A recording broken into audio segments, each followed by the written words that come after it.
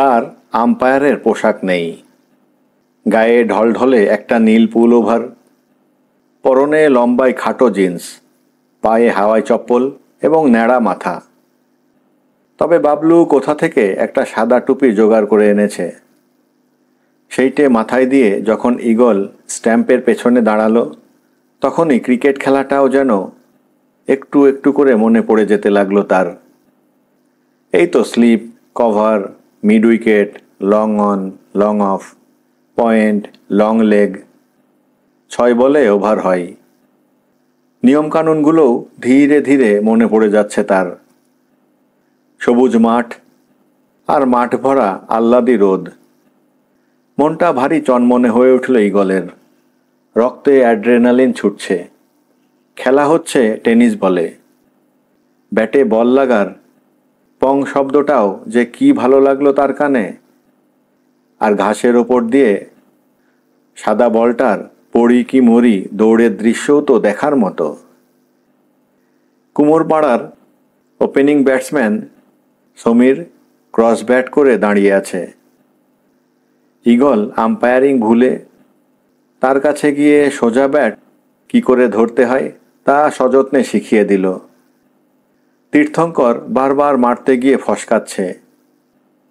Eagle এগিয়ে এসে বলল, ইয়ং ম্যান, ড্রাইভ মারতে হলে পেছনের পায়ে ভর দিতে হবে তো, আর শরীরটা হেলিয়ে দিতে হবে পেছনের দিকে। এসো দেখিয়ে দিচ্ছি বলে নিজেই একটা ড্রাইভ মেরে দেখালো। সর্বজিৎ পরপর ওয়াইড বল দিচ্ছিল। তার কাছে গিয়ে বলল, বেশি জোরে বল করতে যেও না, মাথা ঠান্ডা রেখে স্ট্যাম্পের ওপর বল রাখো। নিজেই একটা ইয়র্কার বল করে দেখিয়ে দিল। আর এইসব করতে করতেই ঈগল বুঝতে পারছিল বাচ্চারা তাকে ভারী পছন্দ করে ফেলছে। কেউ আউট হলেই সে সরি বলে দুঃখ প্রকাশ করে। কেউ একটা 4 বা 6 মারলে চেঁচিয়ে ওঠে, সাব্বাস। আস্তে আস্তে কখন নিজের অজান্তে বাচ্চাদের এই ক্রিকেট ম্যাচটা তাকে এমন সম্মোহিত করে ফেলল যে তার চারদিকের বাস্তবতা লুপ্ত হয়ে গেল। সে কি অবস্থায় আছে তাও তার মনে রইল না। চটকা ভাঙল যখন মাঠের বাইরে থেকে হঠাৎ হেঁড়ে গলায় কে একজন চেঁচিয়ে উঠল, এই বীরু, তোদের আম্পায়ারটা কে রে? এ তো চেনা মুখ নয়, কোথা থেকে ধরে এনেছিস? বীরু নামের ছেলেটা মিড উইকেটে ফিল্ডিং করছিল। চেঁচিয়ে বলল, উনি ঈগলদা, বাবলুর দাদা। ঈগল তটস্থ হয়ে দেখল মাঠের বাইরে বেশ কিছু লোকজন খেলা দেখতে জড়ো হয়ে গেছে। দেখে একটু দুশ্চিন্তা হলো তার। লোকজনের মধ্যে কেউ আবার তাকে চিনে ফেলবে না তো। টিফিন টাইমে বাচ্চাদের সঙ্গে মাঠের রোদে বসে সবে পাউরুটিতে কামড় বসিয়েছে ঈগল। ঠিক সেই সময়ে মাঠের বাইরে একটা শোরগোল উঠল, ওই তো বসে বসে পাউরুটি খাচ্ছে, ধর ধর। ঈগল চকিতে দেখতে পেল কয়েকটা সন্ডা মার্কা লোক ছুটে এদিকেই আসছে। সবার আগে হারু কুণ্ডু। হাতের পাউরুটিটা ফেলে ঈগল পট করে উঠেই দিগ্বিদিক জ্ঞানশূন্য হয়ে ছুটতে লাগলো। কোথায় উড়ে গেল তার হাওয়াই চটি, কোথায় ভেসে গেল তার টুপি। আদাড় পাদাড় ভেঙে প্রাণপণে দৌড়াতে লাগলো সে। ক্লাস 9-এ বাংলায় রচনা এসেছিল তোমার জীবনের লক্ষ্য। তাইতে নন্দলাল লিখেছিল, আমার জীবনের লক্ষ্য হলো একজন ভালো গুন্ডা হওয়া। গুন্ডাকে সকলেই ভয় পায় এবং সমীহ করে। তাদের গায়ে অনেক জোর থাকে এবং তারা কাউকেও ভয় পায় না। সকলেই তাদের পূজার চাঁদা দেয়। কেউ বেয়াদবি করতে সাহস পায় না। পাঁচুমোদকের দোকানে সিঙ্গাড়া ও জিলাপি খেলে তাদের দাম দিতে হয় না। আমাদের পাড়ার হবু গুন্ডার অনেক মাসল আছে। তার চুলও খুব লম্বা, হাতে লোহার বালা। আমারও ওই রকম হওয়ার ইচ্ছে। বেশি লেখাপড়া শিখলে গুন্ডা হওয়া যায় না, তাই আমারও বেশি লেখাপড়া করার ইচ্ছে নেই, ইত্যাদি। এই রচনা পড়ে বাংলার মাস্টারমশাই রমেশবাবু তার কান মলে দিয়েছিলেন, আর বাড়িতেও সকলের কাছে হেনস্থা হতে হয়েছিল। তা বলে জীবনের লক্ষ্য থেকে নন্দলাল বিচ্যুত হয়নি। গুন্ডা হওয়ার কেতাই আলাদা। গুন্ডা মানেই শিহরণ, উত্তেজনা, গ্ল্যামার, খাতির। তাই হাপুস হুপুস ব্যায়াম করে সে তাগড়ায় চেহারা বানিয়েছে। কুংফু কারাটের তালিমও নিয়েছে। লম্বা চুল রেখেছে, হাতে লোহার বালাও হয়েছে তার। চলন বলন যতদূর সম্ভব গুন্ডার মতোই করে তোলার চেষ্টাতেও কসুর কম করেনি। কিন্তু তার অভীষ্ট সিদ্ধ হয়েছে কি না তা বলা যায় না, কারণ গুন্ডা হওয়ার সাধনার সঙ্গে সঙ্গে তার বাবার তাড়নায় তাকে বিএ আর এমএও পাশ করতে হলো। আর লেখাপড়ার চাপে গুন্ডা হওয়ার তেমন ফুরসতটাই পাওয়া গেল না। তারপরও ঝামেলা কি কম? গুন্ডাগিরিতে তো মাস মাইনে পাওয়া যায় না, তাই নানা জায়গায় চাকরির জন্য দরখাস্ত আর সিভি পাঠাতে হচ্ছিল। আর পাঠাতে পাঠাতে হঠাৎ অবাক কাণ্ড। একদিন দেখল যে সে পুলিশের চাকরিতে বহাল হয়ে গেছে। কি আশ্চর্য! যা হতে চেয়েছিল হলো তার একদম উল্টো, গুন্ডার বদলে পুলিশ। তবে যদি ধরে নেওয়া যায় যে পুলিশও আসলে ভকলমে উর্দিধারী গুন্ডাই, তাহলে বলতে হবে নন্দলালের অভীষ্ট একরকমভাবে সিদ্ধই হয়েছে। এখন তাকে সবাই ভয় পায় এবং যথেষ্ট সমীহ করে। এখন ইচ্ছে করলে সে যে কোনো মিষ্টির দোকানে বসে বিনে পয়সায় সিঙ্গাড়া আর জিলিপিও খেতে পারে বটে। আজ সকাল থেকে একটা লোকের পেছনে হয়রান হতে হচ্ছে থানার ওসি নন্দলাল চক্রবর্তীকে। লোকটা হলো ঈগল রায় নামে একজন পাগল। তার আবার দুটো আইডেন্টিটি। পাগলাগারদের খাতায় তার নাম ঈগল রায়, আবার কারো কারো মতে সে একজন প্রাক্তন জিমন্যাস্ট বুলু মজুমদার। তাকে আবার নিছক পাগলও বলা যাচ্ছে না। পাগলাগারদের ইনচার্জ ইন্দুমতি মিত্রর মতে ঈগল রায় পাগল নন, স্মৃতিভ্রষ্ট মানুষ। আবার একই রাতে লোকটা দুবার মিসিং হয়েছে, একবার পাগলাগারদ থেকে আর একবার বাঘাযতীন অ্যাথলেটিক ক্লাব থেকে। পাগলাগারদ থেকে সে পালিয়েছে টারজানের কায়দায়। 3 তলার জানালার গ্রিল খুলে সেখান থেকে লাফ দিয়ে আম গাছের ডাল ধরে এবং দেওয়াল টপকে। আর ক্লাবঘর থেকে নিপাত্তা হওয়াটা অন্যরকম। কেউ বা কারা লাথি মেরে দরজা ভেঙে ঢুকেছে, কারণ দরজায় কয়েকটা জোরালো জুতোর ছাপ রয়েছে। ঘটনাস্থলে পাওয়া গেছে লোহার রড, একটা হাসুয়া, একটা ক্রিকেট ব্যাট, মেঝেই রক্তের দাগ। ভায়োলেন্সের স্পষ্ট প্রমাণ।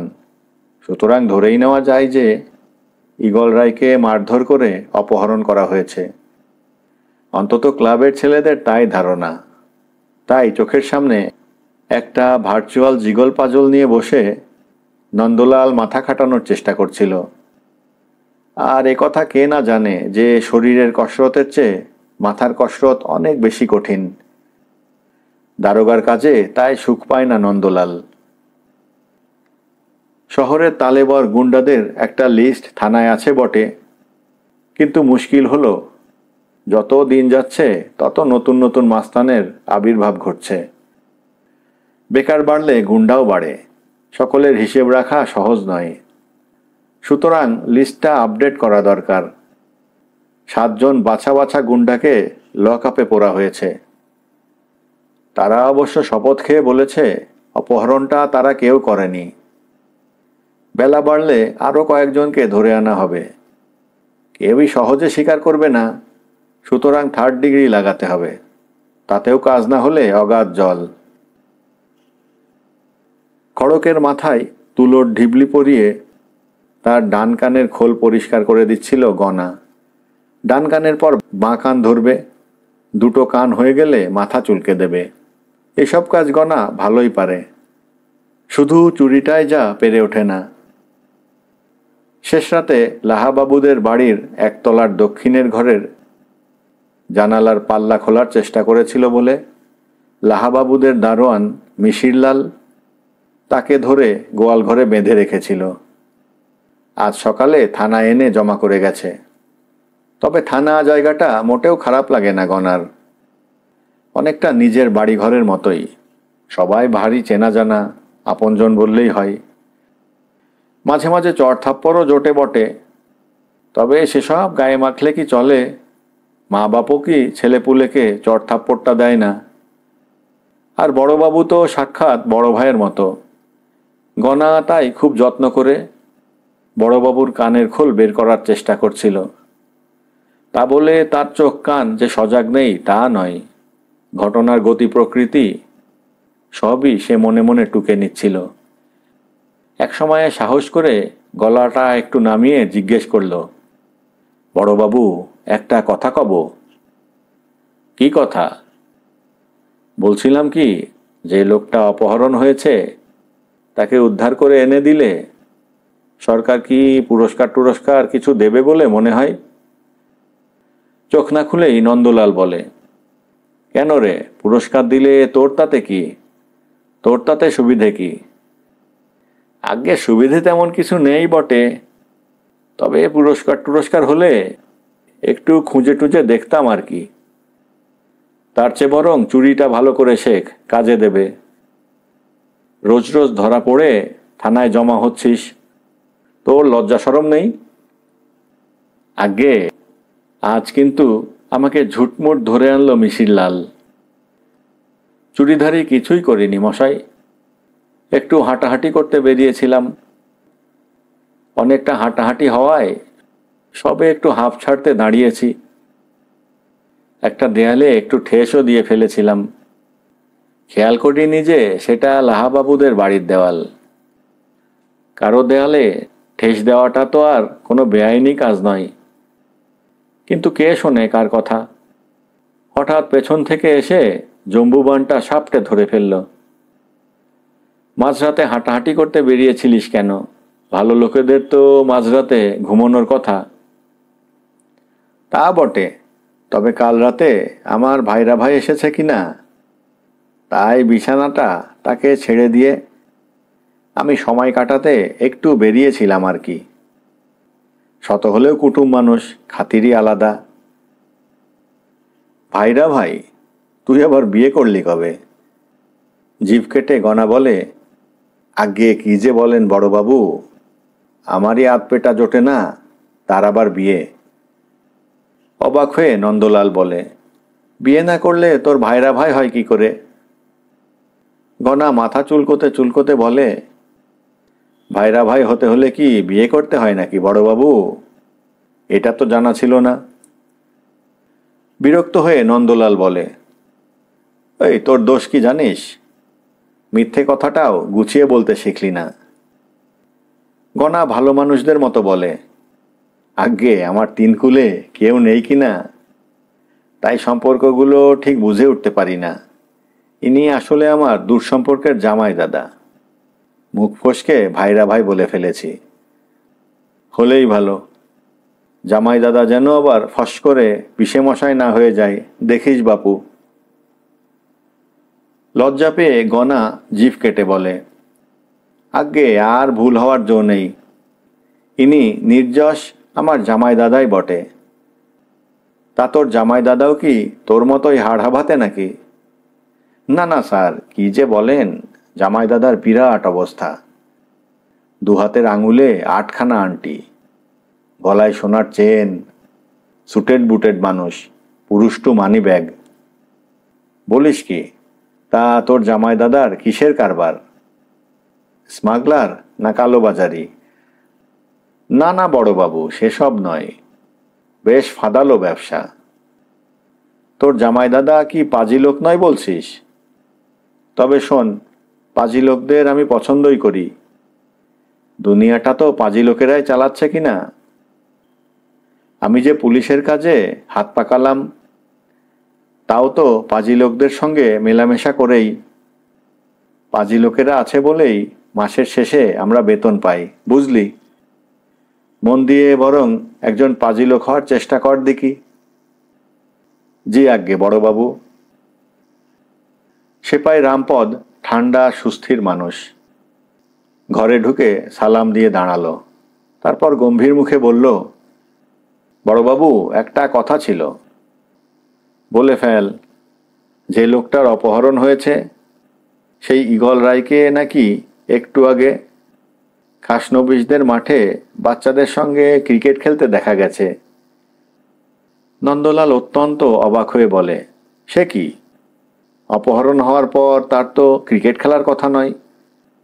তাকে তো আমরা এখনো রেস্কিউই করিনি। তাহলে সে ক্রিকেট খেলছে কি করে? তার তো এখন কোনো অন্ধকুঠুরিতে হাত পা বাঁধা অবস্থায় পড়ে থাকার কথা। কলিকালে কত কি যে হয় বড়বাবু। বানরে সঙ্গীত গায়, শিলা জলে ভাসি যায়। এখনো মুক্তিপণ চাওয়া হলো না, কোনো থ্রেট কল এলো না, তার আগেই লোকটা ক্রিকেট খেলতে নেমে গেল। এসব শুনে গনা শশব্যস্তে বলে উঠল, বড়বাবু আমি তাহলে এখন আসি গিয়ে। বাড়িতে মস্ত কুটুম এসেছে, একটু বাজারহাট না করলেই যে নয়। নন্দলাল হাত নেড়ে বলে, যা যা বিদেয় হ, আমাকে এখনই বেরোতে হবে। থানা থেকে বেরিয়েই পাই পাই করে ছুটে প্রথমে খাসনবিশদের মাঠে গিয়ে হাজির হলো গনা। যা দেখলো তা আশাপ্রদ নয়। মাঠ ফাঁকা, একটা বুড়ি ছাগলের খুঁটো পুঁতছে। বলি, ও খুড়িমা, এই মাঠে যারা খেলছিল তারা কোথায় গেল বলো তো? তারা সব বাড়ি চলে গেছে গো বাছা।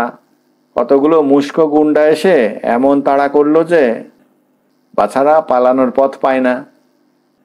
গুন্ডা? গুন্ডা তাড়া করবে কেন? তা কি জানি বাছা। ওই ওই ধর ধর বলে কতগুলো লোক এমন মারমুখো হয়ে ধেয়ে এলো যে আঁত শুকিয়ে যায়। ওই খোকাদের দলে একজন ধেড়ে লোকও ছিল। হ্যাঁ হ্যাঁ, সেই ধেড়ে লোকটা কোন দিকে গেল বলো তো খুড়িমা? তা কে দেখেছে বাবু? যেদিকে পেরেছে দৌড়ে পালিয়েছে। আহা বাছারা সবে একটু টিফিন করতে বসেছিল, তাড়া খেয়ে সব ফেলে পালালো। পাড়ার কুকুরগুলো এসে এই একটু আগে সব কাড়াকাড়ি করে সাবার করেছে। তাড়াতাড়ি বাড়ি ফিরল গনা। দরজা হাঁ করছে খোলা। ঘরে হাওয়া বাতাস বইছে। ঘর ফাঁকা। উঠোন, কুয়োতলা, কুয়োর পাশে কচুবন সব আতিপাতি করে দেখল সে। ঈগল রায় হাওয়া। ঘরে এসে চৌকির তলা, এমনকি তার পাতলা তেল চিটে তোষকটা অবধি একটু তুলে তলাটাও দেখল। ঈগল রায়ের চিহ্ন মাত্র নেই। বুকটা ভারী দমে গেল গনার। একটা দুটো নয়, 10-10টি হাজার টাকা। সোজা কথা তো নয়। মাথায় হাত দিয়ে বসে পড়ল সে। রাতে ঘুম হয়নি। মিশিরলাল তাকে গোয়াল ঘরে বেঁধে রেখেছিল বলে সারা রাত মশার কামড় খেতে হয়েছে। তার উপর 10,000 টাকা হাতছাড়া হওয়ার দুঃখ। বসে বসে 7-5 ভাবতে ভাবতে একটু ঢুলুনি এসে গিয়েছিল তার। হঠাৎ ঘরে জোরালো শ্বাস প্রশ্বাসের শব্দ শুনে চটকাটা ভাঙল। চেয়ে যা দেখল তাতে অন্তরাত্মা কেঁপে উঠল গনার। 5-7 জন দানবাকৃতি লোক কখন নিঃশব্দে ঘরে ঢুকে তার দিকে কুটিল ও হিংস্র নয়নে তাকিয়ে আছে। একটু পিছনে হারুকুণ্ডুকেও আধখানা দেখতে পাচ্ছিল গনা। তবে সেই পাগলাগারদের দোর্দণ্ড প্রতাপ হারুকুণ্ডু নয়। খানিক জড়সড়, ভয় খাওয়া, কাঁচুমাচু আর চুপসে যাওয়া হারুকুণ্ডু। চুল উড়োঝুড়ো, ডান চোখের নিচে কালশিটে, ঠোঁটের কষে একটু রক্তও শুকিয়ে আছে বলে মনে হলো যেন। তার মানে ঈগল রায় পাগলাগারদ থেকে পালিয়ে যাওয়ায় হারুকুণ্ডুর ওপরেও বেশ ডলাই মলাই হয়েছে। দেখে খুশিই হলো গনা। তবে এই গতিক যে ভালো নয় তা বুঝতে খুব বেশি বুদ্ধি খরচ করার দরকার হলো না। ডান দিকের উঠোনের দরজাটা খোলা এবং সে হরিণের মতো দৌড়তে পারে। এই ভরসায় হঠাৎ চৌকি থেকে এক লাফে নেমে সে উঠোনে ঝাঁপ খেয়ে পড়ার একটা চেষ্টা করল বটে। কিন্তু সবার সামনে দাঁড়ানো মিশমিশে কালো আর আড়েদিঘে পাহাড় প্রমাণ হেককোটটা বিনা আয়াসে একখানা পা বাড়িয়ে তাকে ছোট্ট করে একটা ল্যাং মারল শুধু। গনা ডিগবাজি খেয়ে ঘচাত করে মেঝেতে পড়ে কিছুক্ষণ ঝিম মেরে রইল। তারপর নিরুপায় হয়ে ভারী গ্যালগেলে একটা হাসি হেসে বলল, আজ্ঞে নমস্কার নমস্কার, আস্তাজ্ঞে হোক বস্তাজ্ঞে হোক, কি সৌভাগ্য আমার, কি সৌভাগ্য। সামনের সর্দার গোছের লোকটা স্থির দৃষ্টিতে তাকে দেখছিল। বাঁশ ফাটা গলায় বলল, সৌভাগ্য না দুর্ভাগ্য সেটা একটু পরে বুঝতে পারবি। এবার বল, কোথায় লুকিয়ে রেখেছিস লোকটাকে? জ্যান্ত বা মরা, যে কোনো অবস্থাতে লোকটাকে আমাদের চাই। ভারী ভালো মানুষের মতো মুখ করে গনা বলল, আজ্ঞে কার কথা বলছেন বলুন তো কর্তা, আমার তো কারো কথা মনে পড়ছে না। আমরা ভালো লোক নই, বুঝতে পারছিস তো, আর আমাদের মেজাজও ভালো নেই। লোকটা তোর ঘরে রাতে গা ঢাকা দিয়েছিল, সত্যি কিনা? ঘনা খুব ভাবিত মুখে বলল, আপনারা যাকে খুঁজছেন সেই লোকটাই কিনা জানি না, তবে একজন লোক কাল রাতে ঠান্ডায় জবুথবু হয়ে একটু মাথা গোঁজার জায়গা চেয়েছিল বলে থাকতে দিয়েছিলাম বটে, কিন্তু আমার কাউকে বিশ্বাস নেই মশাই। সেই লোক তো দেখছি আমার তোষকের তলায় লুকানো 10,000 টাকার বান্ডিলটা নিয়ে পালিয়ে গেছে। আগে জানলে কি ঘরে ঢোকাতাম। গনা কিছু বুঝে ওঠার আগেই তার গালে একটা বাঘা থাবড়া এসে পড়ল। মারধর অনেক খেয়েছে বটে গনা, কিন্তু এই থাবড়াটা খেয়ে বুঝল ওস্তাদের মার কাকে বলে। ব্রহ্মরন্ধ্র পর্যন্ত গরম হয়ে চোখে ফুলঝুরি দেখতে লাগলো। বেশ কিছুক্ষণ গেল ধকলটা সামলাতে। লোকটা গম্ভীর গলায় বলল, ইগল রায়ের বাজার দর জানিস? কোটি কোটি টাকা। তোর উঁচা ওই 10,000 টাকা সে পা দিয়েও ছোবে না। গনা গালে হাত বোলাতে বোলাতে বলে, যে আজ্ঞে, তাহলে বোধ হয় তিনি ভালো লোকই হবেন। আমারই ভুল হয়েছিল। সে ভালো লোক না খারাপ লোক তা বুঝে ওঠা তোর কম্য নয়। এখন বল, লোকটা কোথায় গেল? আগে কর্তা, আপনারা গণ্যমান্য লোক, আপনাদের কাছে মিছে কথা কয়ে কি নরকবাস করব মশাই? আমি কাল রাতে এক গোয়াল ঘরে বাঁধা ছিলাম, তারপর থানায় গস্ত হই। এই একটু আগে ছাড়া পেয়েছি, তার গতিবিধি আমার কিছুই জানা নাই। ওসব বলে লাভ হবে না। কাল রাতে ইগল রায় একবার বরাত জোরে বেঁচে গেছে, কিন্তু এবার আর বাঁচবে না। তার সঙ্গে কাল রাতে তোর কি কথা হয়েছিল বল দেখি। গনা অবাক হয়ে বলে, কই তেমন কিছু কথা হয়নি তো কর্তা। তিনি তো পুরনো কথা সব ভুলে মেরে দিয়ে বসে আছেন। ওরকম লোকের সঙ্গে কি আর কথা কয়ে সুখ আছে কর্তা? লোকটা চোখ সরু করে তার দিকে তাকিয়ে বলে, আমরা খবর রাখি।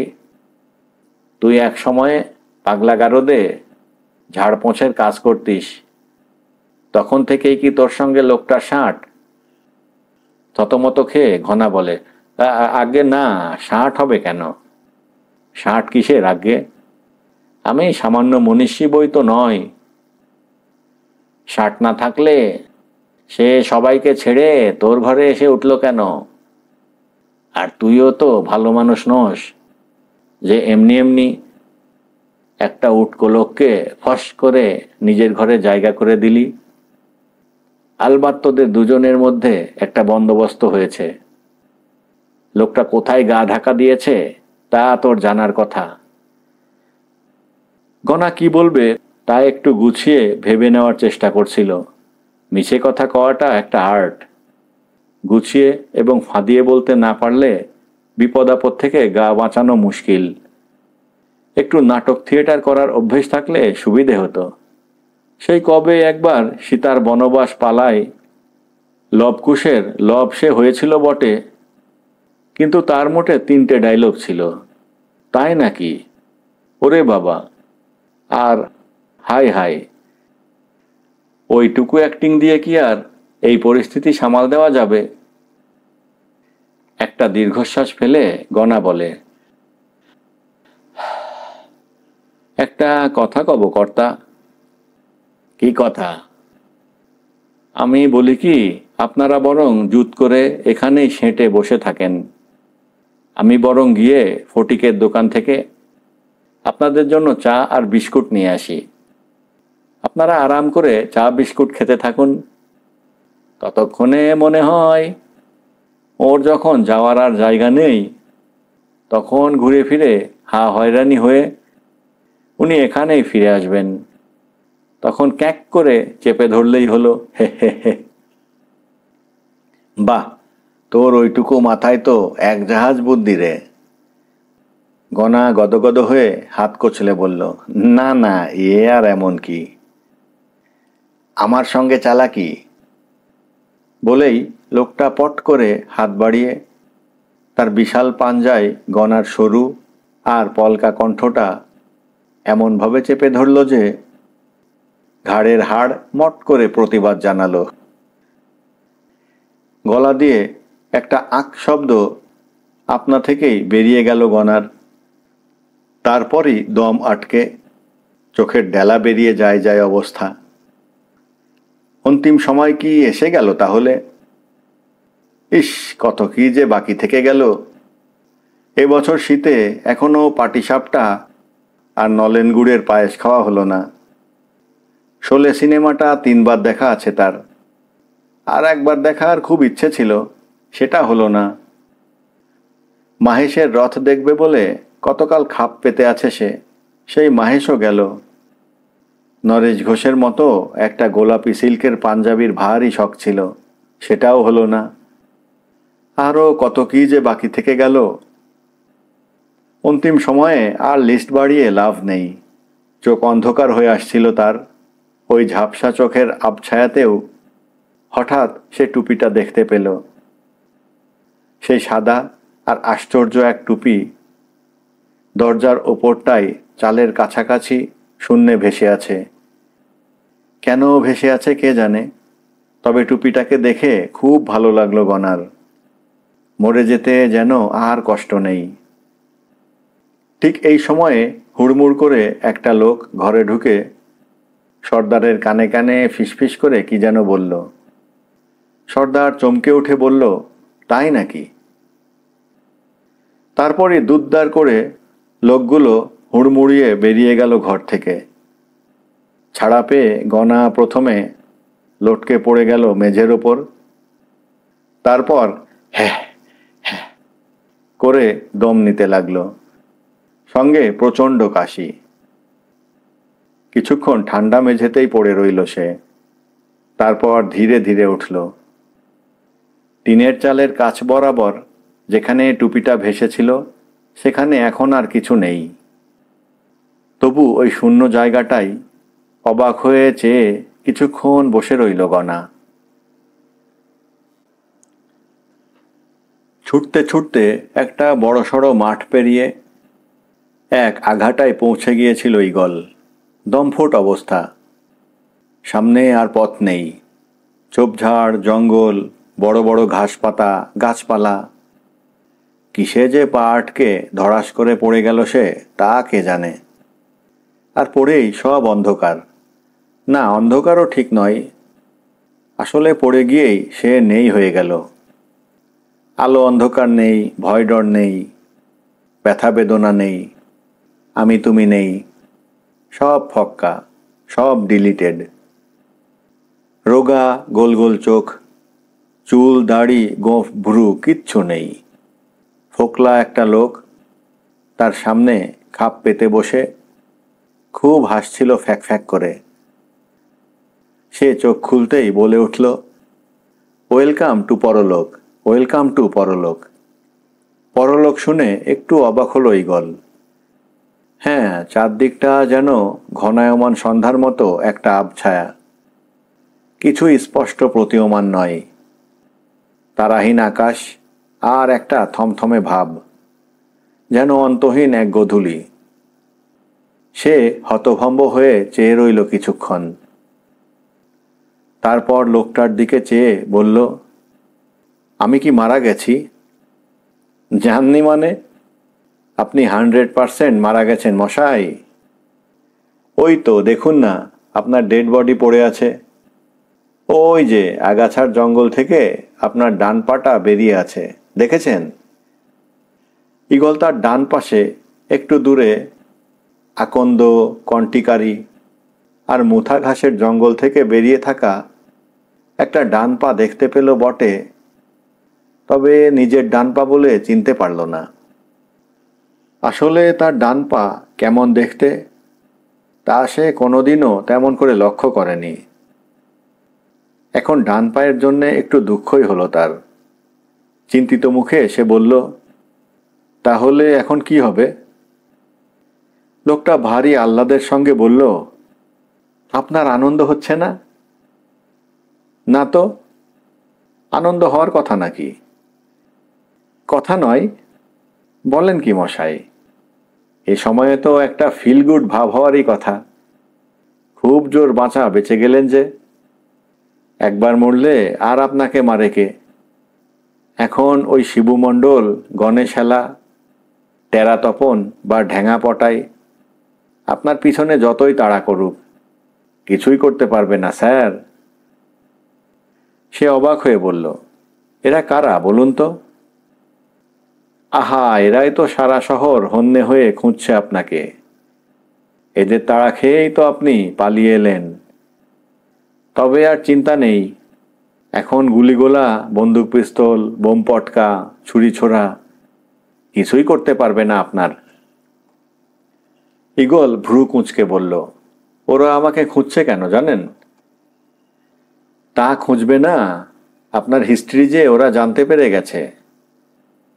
নিজের মাথাটায় একটু হাত দিয়ে কিছু একটা অনুভব করবার চেষ্টা করল ঈগল। তারপর চিন্তিতভাবে বলল, আমার কি কোনো হিস্ট্রি আছে? তা থাকবে না, সব জ্যান্ত মানুষেরই একটা করে হিস্ট্রি থাকার কথা। এই যে আমি, পলাশবরণ পালধি, এই আমারও কি হিস্ট্রি নেই? শামুকখোল গাঁয়ে বাস ছিল। পিতা ছিল নিবারণ পালধি, মাতা বাসন্তী পালধি। বিএ পাস, আদালতের মুহুরি, 3 সন্তানের পিতা, ইত্যাদি ইত্যাদি। কিন্তু আমার হিস্ট্রি আমার মনে নেই। হিস্ট্রি দিয়ে আপনার দরকারই বা কি মশাই? ও আপদ গেছে যাক। ওসব ভাবতে গেলে পিছু টান জেগে ওঠে কি না। হিস্ট্রি অনেকটা শেয়ালের লেজের মতো। শেয়াল যেমন কাঁকড়া ধরতে জলে লেজ ডুবিয়ে বসে থাকে, তেমনি আমাদের হিস্ট্রির লেজটাও ইহলোকে নামানো থাকে। সেই লেজ ধরে কেউ টানাটানি করলে পরলোকে মানুষের ভারী অস্বস্তি হয় মশাই।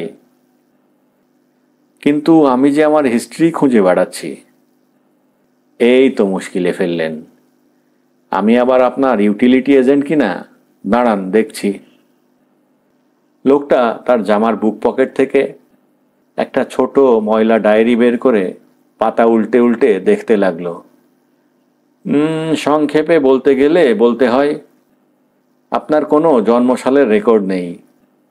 নাম ঈগল ওরফে বুলু রায় মজুমদার। বয়স আনুমানিক 23 বছর। জন্মের কোনো রেকর্ড নেই। মাতা পিতার পরিচয় জানা যায় না। জনকপুরের জনৈক উদ্ভব রায় মজুমদার এবং মধুবনী রায় মজুমদারের কাছে সন্তানবৎ লালিত পালিত। তাদের নিজস্ব সন্তানের নাম চতুর্ভুজ রায় মজুমদার। বছর কয়েক আগে এক আপতনে আপনার স্মৃতি বিলুপ্ত হয়। বিস্মিত ঈগল ভ্রু কুঁচকে বলে, আপাতনে? আমার ডায়েরিতে সেরকমই টোকা আছে। আর একটা কথাও আপনার জানা দরকার। ইহলোকে আপনি কিন্তু একজন বেশ ধনবান ব্যক্তি। কারণ উদ্ভব রায় তার বিশাল বিষয় সম্পত্তির অর্ধেক আপনার নামে লিখে দিয়ে গেছেন। অবশ্য এখন আর তাতে লাভ নেই, মরে গেলে সবই লবডঙ্কা। ওই হিস্ট্রির খাতিরে জানিয়ে রাখলাম আর কি। আহা, বেশি খুঁড়তে গেলে যে কেঁচোর বদলে সাপ বেরিয়ে পড়বে মশাই। মরার পর আর ইহলোক নিয়ে মাথা ঘামানোর দরকার কি আপনার? ওই শেয়ালের লেজ ধরে যত টানবেন ততই হা হুতাশ।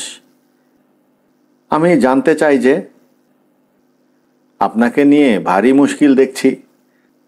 তাহলে ঠারে ঠোরে একটু আধটু বলছি। আপনাদের বাড়িতে একটা পোষা ময়না পাখি ছিল, দাঁড়ে বসে কথা টথা কইত। একদিন কিভাবে যেন শিকল খোলা পেয়ে পালিয়ে যায়, তবে বেশি দূর যেতে পারেনি। শীতকাল বলে তরদালানের জানালা দরজা বন্ধ থাকায় উড়ে যাওয়া হয়নি তার, ধরা পড়ে যায়। পাখির এই বেয়াদবি দেখে রেগে গিয়ে চতুর্ভুজ তার দুটো চোখ কানা করে দিয়েছিল, যাতে আর কখনো পালাতে না পারে। আর কিছু? আরও চাই, যত জানবেন ততই যে ঝঞ্ঝাট বাড়বে মশাই। প্লিজ বলুন। লোকটা একটা দীর্ঘশ্বাস ফেলে বলে, সুখে থাকতে কেন যে ভূতের কিল খেতে চাইছেন? তাহলে বলি, চতুর্ভুজ ফড়িংয়ের পাখনা ছিঁড়তে খুব ভালোবাসত গুলতি দিয়ে পাখি মারতে। আর আপনার যখন 4 বছর বয়স, তখন একবার আপনাকে 3 তলার ছাদ থেকে ফেলে দিয়ে পালিয়ে গিয়েছিল। আপনি পড়তে পড়তেও কার্নিশ ধরে ঝুল খেয়েছিলেন, যা ওইটুকু বাচ্চার পক্ষে অস্বাভাবিক। শুধু অস্বাভাবিকই নয়, প্রায় অলৌকিক। উদ্ভব রায় ওই ঘটনায় কুস্তম কুস্তম মারধর করেন, আর আপনার ঝুলে থাকার ক্ষমতা দেখে উদ্বুদ্ধ হয়ে আপনাকে জিমন্যাস্টিক্স শেখাতে জিমে ভর্তি করে দেন।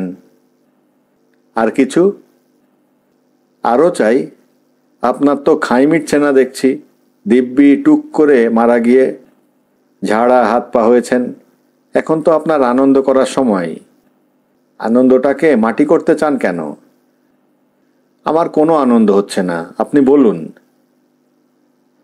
আপনার যখন 3 মাস বয়স, তখন কে বা কারা একদিন একটা ধামাই করে আপনাকে উদ্ভব রায়ের সদর দরজায় রেখে দিয়ে যায়।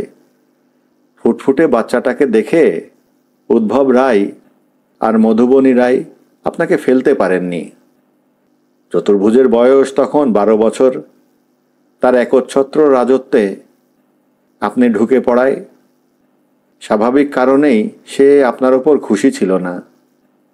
তার ওপর উদ্ভব আর মধুবনী আপনাকে চোখে হারাতে লাগলেন বলে চতুর্ভুজের সংকট দেখা দেয়। আপনার কি চতুর্ভুজের ওপর রাগ হচ্ছে? হলেও লাভ নেই, আপনি এখন পরলোকে, সব ভালো মন্দের ঊর্ধ্বে। তারপর? এরপরেও শুনতে চান? শুনে লাভ কি? যা ঘটে গেছে তার উল্টানো যাবে না, শুধু মধু মনটা খিঁচড়ে থাকবে। তবু আমি শুনতে চাই। আপনার কি মনে হয় না যে মেমোরি ডিলিট হয়ে যাওয়ার মধ্যেও একটা পজিটিভ ব্যাপার আছে? ওই যে কবি বলেছিলেন, কেহাই হৃদয় খুঁড়ে বেদনা জাগাতে ভালোবাসে। ওসব যত ভুলে থাকা যায় ততই তো ভালো। আপনি বলুন, আমি শুনব। আচ্ছা, নাছোড় লোক তো আপনি। তাহলে বলি, চতুর্ভুজকে তেমন দোষ দেওয়া যায় না, কিন্তু আপনি অজ্ঞাত কুলশীল, কুড়িয়ে পাওয়া, বাইরের ছেলে। আপনাকে আশকারা দেওয়াটা চতুর্ভুজের পছন্দ না হওয়ারই কথা। তার উপর বয়স বাড়ার সঙ্গে সঙ্গে আপনার ভিতরে এমন কিছু লক্ষণ দেখা দিতে শুরু করলো যা মোটেই স্বাভাবিক নয়, বরং খানিকটা অতিমানবীয়। মেধা, শারীরিক সক্ষমতা, দ্রুতগতি, সহ্য শক্তি, সব কিছুই যেন বাড়াবাড়ি রকমের ছিল আপনার। এটা চতুর্ভুজের নিরাপত্তার পক্ষে অনুকূল ছিল না। শুধু ছাদ থেকে ফেলে দেওয়াই নয়, সে একবার আপনাকে পুকুরে সাঁতার শেখানোর নাম করে ডুবিয়ে মারারও চেষ্টা করেছিল। তখন আপনার 8 বছর বয়স। 4 মিনিট ডুবে থাকার পরেও আপনি যে মরেননি, সেটা তো আর চতুর্ভুজের দোষ নয়, বরং দোষটা আপনারই। স্বাভাবিক নিয়মে আপনারই তখন ভদ্রভাবে মরে যাওয়া উচিত ছিল, কিন্তু আপনি অত্যন্ত অন্যায় রকম সুবিধাভোগীর মতো বেঁচেছিলেন। পেটে সামান্য একটু জল ঢোকা আর মূর্ছা যাওয়া ছাড়া আর বিশেষ কিছুই হয়নি। সেই ঘটনায় চতুর্ভুজকে ত্যায্যপুত্র করতে চেয়েছিলেন উদ্ভব রায়। মধুবনী রায় হাতে পায়ে ধরে সেটা আটকান। আপনি থামছেন কেন? বলে যান। দাঁড়ান মশাই, দাঁড়ান। আগাগোড়া আমি আপনার রিয়াকশন লক্ষ্য করছি। এসব কুচুটে কথাবার্তা শুনেও আপনি দিব্যি নির্বিকার মুখে বসে আছেন দেখতে পাচ্ছি। আপনার গা গরম হয়ে উঠছে না, মাথা দিয়ে আগুনের হলকা বের হচ্ছে না, দাঁত কড়মড় করছে না, অথচ আপনার এখন এগুলোই হওয়ার কথা। আপনি যে স্বাভাবিক নন সেটা আপনার জানা উচিত।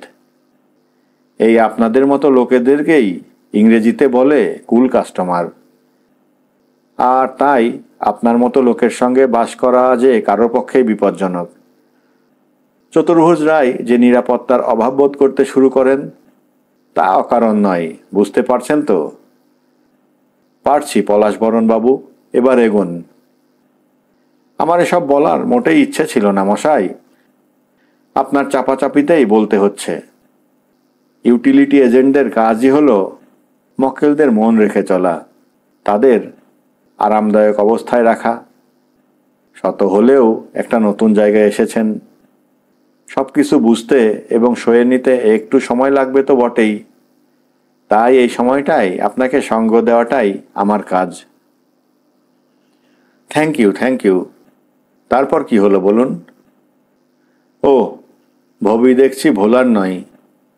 আপনি সব কিছু না শুনেই ছাড়বেন না দেখছি। তাহলে শুনুন। 18-19 বছর বয়সে আপনি 6 ফুটের ওপর লম্বা, ধকধকে শরীর, চওড়া কাঁধ, ক্ষুরোধার মেধাসম্পন্ন একজন সদ্য যুবা। চতুর্ভুজ আপনার চেয়ে 6 ইঞ্চি বেঁটে, গোলগাপ্পা চেহারা, অতি মধ্যমেধার লোক। পাল্লাটা একপাশে একটু বেশি হেলে পড়েছিল বলে মনে হয় না আপনার? বেচারা চতুর্ভুজ আপনাকে ভয় পেতে শুরু করেছিল। শিশু বা বালক অবস্থায় সে আপনার ওপর যেসব অত্যাচার করেছিল তার ভয় হলো এবার আপনি তার প্রতিশোধ নেবেন। তার হাতে মাত্র একটাই রঙের টেক্কা, তা হলো আপনি অজ্ঞাত কুলশীল, একজন নোবডি, একজন কুড়িয়ে পাওয়া ছেলে। কিন্তু তার তাস মাত্র ওই একটাই, আর আপনার হাতে বিস্তর তাস, অনেক টেক্কা, বিবি, গোলাম। চতুর্ভুজের জেতার কোনো চান্স ছিল না। উদ্ভব আর মধুবনীরও বলিহারি। পালিত পুত্রের প্রতি তাঁদের অত প্রগাঢ় অপত্য স্নেহেরও কোনো মানে হয় না। উদ্ভব রায় এই সময়ে একটি হঠকারী সিদ্ধান্ত নিয়ে আপনাদের সম্পর্কটা আরও বিষিয়ে দিলেন। তার যাবতীয় বিষয় সম্পত্তির অর্ধেক তিনি আপনার নামে উইল করেন। তা নিয়ে বাপ আর ছেলের মধ্যে তুমুল বচসা হয়। উদ্ভব বুঝতে পারেননি যে ওই কাণ্ড করে তিনি আসলে আপনার বিপদই ডেকে আনছিলেন। সেই সময়ে একটি ঘটনা ঘটে। বাড়িতে জিম করার সময় আপনি রিংয়ের দড়ি ছিঁড়ে পড়ে যান। আপনার মাথায় আর ঘাড়ে বড় রকমের চোট হয়। অনুসন্ধানে দেখা যায় রিংয়ের দড়ি দুটো কেউ আগে থেকেই অর্ধেকের ওপর কেটে রেখেছিল। তারপর পলাশবরণ একটা দীর্ঘশ্বাস ফেলে বলে, হ্যাঁ, ঘাপলাটা তো ওখানেই মশাই। পড়ে যাওয়াটা কেউ ভালো চোখে দেখেনি। সন্দেহের অভিমুখ ঘুরে গেল বেচারা চতুর্ভুজের দিকে। এমন কথা অবশ্য বলা যায় না যে কাণ্ডটা চতুর্ভুজ করেনি। আবার করেছে বলেও কোনো প্রমাণ নেই। আপনাকে হাসপাতালে দেওয়া হয়েছিল। 2 দিন পরে আপনার জ্ঞান ফেরে, কিন্তু তখন আপনি সম্পূর্ণ স্মৃতিভ্রষ্ট, কাউকে চিনতে পারেন না, কোনো কথাও মনে নেই, ভ্যাবলা, vacant look, total dementia. Doctor Udbhab রায়কে বলে দিয়েছিল কিছুই করার নেই, ভগবানকে ডাকুন। আর ডাক্তার যখন ভগবানকে ডাকতে বলে তখন বুঝতে হবে কেস হোপলেস। থেমে গেলেন কেন পলাশবরণ বাবু? আপনার কি আর কিছু বলার নেই? না মশাই, আর কি থাকবে, আপনার হিস্ট্রি এটুকুই। আমার কেন যেন মনে হচ্ছে আপনার সব কথা এখনো বলা হয়নি। পলাশবরণ একটু খিঁচিয়ে উঠে বলল, এখানে থাকতে হলে পিছুটান ছেড়ে আসতে হয়। ইহকাল আর পরকালের মধ্যে দড়ি টানাটানি হলে কি ভালো হবে মশাই? দোটানা খুব খারাপ জিনিস, আমি অনেক বলে ফেলেছি, আমার ডায়েরিও শেষ হয়ে এসেছে। আমি দেখতে পাচ্ছি ডায়েরির কয়েকটা পাতা এখনো বাকি আছে। বাকি গল্পটাও বলে ফেলুন। কি মুশকিল, ডায়েরিতে আর যা লেখা আছে তা তো আপনার ফেভারে নাও যেতে পারে স্যার। নাই বা গেল, এখন আর তাতে কি বা আসে যায়? আপনি বলুন। আপনার মতো নাছোড়বান্দা আমি আর দেখিনি মশাই, আমাকে নাস্তানাবুদ করে মারছেন। যাই হোক, উদ্ভব রায় আর বেশি দিন বাঁচেননি। মধুবনী রায় স্ট্রোকে শয্যাশায়ী। এমন অবস্থায় চতুর্ভুজ আপনাকে পাগলাগারদে ভর্তি করে দেয়। কাজটা সে খুব একটা খারাপও করেনি। ভেবে দেখবেন, সে কিন্তু ভাড়াটে খুনি দিয়ে আপনাকে খুন করায়নি। খুব করুণার সঙ্গে আপনার জন্য একটা নিরাপদ আশ্রয়ের ব্যবস্থা করেছিল। আপনার কিন্তু তার প্রশংসাই করা উচিত। তবে হারুকুণ্ডু নামে যে ওয়ার্ডেন আছে, তার সঙ্গে তার একটা বন্দোবস্ত হয়েছিল বটে। যদি দেখা যায় যে কোনো কারণে আপনার স্মৃতি ফিরে আসছে, তাহলে সে যেন সঙ্গে সঙ্গে তা চতুর্ভুজকে জানায়, কারণ আপনার স্মৃতির প্রত্যাবর্তন তার পক্ষে নিরাপদ নয়। তারপর কি হলো? তারপর 2 বছর নিশ্চিন্তে কেটে গেল। আপনি পাগলাগারদে ভোলানাথ হয়ে আছেন, চতুর্ভুজ নিষ্কণ্টক, কোনো অশান্তি ছিল না। তারপরে একটা ছোটোখাটো গণ্ডগোল করে ফেললেন আপনি। পাগলাগারদের সুপার ইন্দুমতি মিত্র আপনার প্রতি অপত্য স্নেহবশত একদিন বাড়ি থেকে ক্ষীরপুলি তৈরি করে এনে আপনাকে ডেকে খাইয়েছিলেন। তখন সেই ক্ষীরপুলি খেতে খেতে আপনি বলে ফেলেছিলেন, আমার মাও ঠিক এরকম ক্ষীরপুলি বানাতো। তখন ইন্দুমতি জানতে চান আপনার মা আর কি কি বানাতেন। আপনি তখন পাটিসাপটা, গোকুল পিঠে আর আশকে পিঠের নাম করেছিলেন। আপনার দুর্ভাগ্যক্রমে হারুকুণ্ডু এই কথোপকথন শুনতে পায় এবং প্রায় সঙ্গে সঙ্গেই চতুর্ভুজকে জানায় যে আপনার স্মৃতি ফিরে আসছে। আর সেই রাতেই আপনি টারজানের কায়দায় পাগলাগারদ থেকে পালান। এইবার কি আমি একটু দম নিতে পারি? পারেন, আপনার আর কিছুই বলার নেই তো? পলাশবরণ সেই মার্কামারা ফ্যাক ফ্যাক করে দন্তহীন হাসিটা হাসল। তারপর বলল, এবারও তো ম্যাও বেরোবে স্যার। আমাকে দেখতে বোকা বোকা লাগে বটে, তবে আমি তত বোকা নই কিন্তু। আপনাকে আমার বোকা বলে মনে হয়নি তো? মনে না হলেই ভালো, কারণ আমি সত্যিই বোকা নই। আসল কথাটা হলো, আপনি একজন ধুরন্ধর বুদ্ধিমান লোক। আমার অনুমান আপনি টের পেয়েছিলেন যে চতুর্ভুজের হাত থেকে আপনার পরিত্রাণ নেই। বিশেষ করে উদ্ভব রায় সম্পত্তির অর্ধেক আপনাকে লিখে দেওয়ায় সমূহ বিপদ উপস্থিত। আপনি যতই বুদ্ধিমান বা শক্তিমান হন না কেন, চোরাগোপ্তা মাঠ ঠেকানো আপনার কর্ম নয়। গুপ্তঘাতকরা আপনাকে নাগালে পাবেই। তাই রিং থেকে পড়ে যাওয়ার পরই আপনি সিদ্ধান্ত নেন, স্মৃতিভ্রষ্টের পার্ট করে গেলে হয়তো পরিত্রাণ পাওয়া যেতে পারে। আপনার একটি অমিত শক্তিশালী মস্তিষ্ক আছে, আছে নিজের মনের ওপর অসীম নিয়ন্ত্রণ। তাই আপনি নিজের ওপর শত অনুজ্ঞা আরোপ করলেন, যাকে আমরা অটো সাজেশন বলি। নিজেকে মোটিভেট করতে লাগলেন স্মৃতিহীন হয়ে যাওয়ার জন্যে, এবং তা হয়েও গেলেন। মেমোরি ডিস্ক সাদা হয়ে গেল তো ঠিকই, কিন্তু সব মেমোরি লেটেন্ট মেমোরি বা হিমায়িত স্মৃতি হয়ে থেকেও গেল। খুব অতিমানবীয় মানুষ হলে এটা পারা যায়। এমনিতে স্মৃতিহীন, কিন্তু ইচ্ছে করলেই স্মৃতিকে রিকল বা জাগ্রত করতে পারার ক্ষমতা। আমি অতিমানব নই। আপনি সাদামাটা মানুষও নন, স্যার। তাহলে তাহলে আমি কে? আপনি দ্বিতীয় তরঙ্গের মানুষ। এই পৃথিবীতেই বাস, কিন্তু বিভিন্ন কম্পাঙ্কে, বিভিন্ন সিভিলাইজেশনে, ভিন্ন মাত্রায়। আচ্ছা, এখানে কি একটু জল পাওয়া যাবে? আমার খুব জল তেষ্টা পেয়েছে। পলাশ বরণের চোখ গোল থেকে যেন আরো গোলাকার হয়ে গেল। কি পেয়েছে বললেন? তেষ্টা। তেষ্টা? তেষ্টা পাবে কেন? তেষ্টা তো পাওয়ার কথাই নয়। মরার পর আবার তেষ্টা কিসের? আমার যে খিদেও পাচ্ছে। আজ সারাদিন আমার কিছু খাওয়াও হয় নাই। আশ্চর্যের বিষয় মশাই, খুবই আশ্চর্যের বিষয়। তাহলে কি আপনি ঠিকমতো মরেননি? এ তো মুশকিল হয়ে গেল, স্যার। ঠিকমতো না মরেই আপনার পরলোকে আসাটা মোটেই বিবেচকের মতো কাজ হয়নি। ভালো করে ভেবে বলুন তো, আপনার কি সত্যি খিদে এবং তেষ্টা পেয়েছে, নাকি ওটা খিদে আর তেষ্টার স্মৃতি? অনেক সময় লৌকিক স্মৃতিও তঞ্চকতা করে কিনা। অনেক সময় মনে হয় খিদের তেষ্টা পেয়েছে, কিন্তু আসলে হয়তো পাইনি। সদ্য সদ্য মরেছেন তো, প্রথম প্রথম ওরকম ভুলভাল হতেও পারে।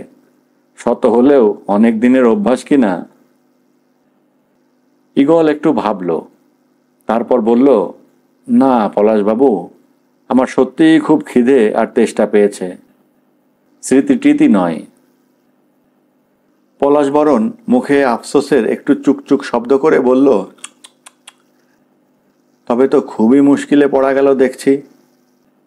গাড়ি আবার গ্যারাজে ঢোকাতে হবে। কি যে করেন আপনারা, মরাটাও ঠিকমতো মরতে পারেন না। পটায় যে আপনাকে কুড়ুলের কোপটা মেরেছিল, তাতে তো আপনার মরবারই কথা ছিল মশাই। সুপারম্যানদেরও তো মৃত্যু আছে, স্যার। কিন্তু কি আর করা, যদি সত্যিই না মরে থাকেন তাহলে যান, হামাগুড়ি দিয়ে আবার খোলসটার মধ্যে ঢুকে পড়ুন গে। যত সব উদ্ভুটে ব্যাপার। ঈগল বাধ্য ছেলের মতো হামাগুড়ি দিয়ে গিয়ে নিজের শরীরটার মধ্যে ঢুকে পড়ল।